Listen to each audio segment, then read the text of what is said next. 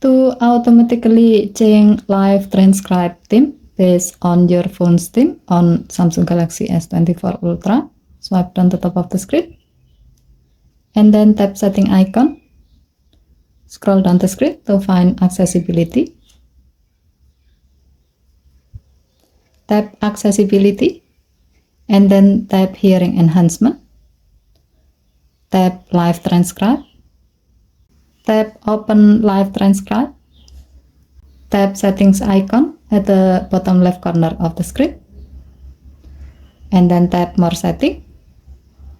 Under display section, tap theme. And then select system default.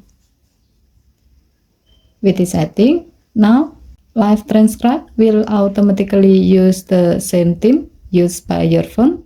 As the example, if your phone uses live mode, then the live transcribe will also use live mode. Okay, thank you for watching. Please help to like and subscribe. Have a nice day.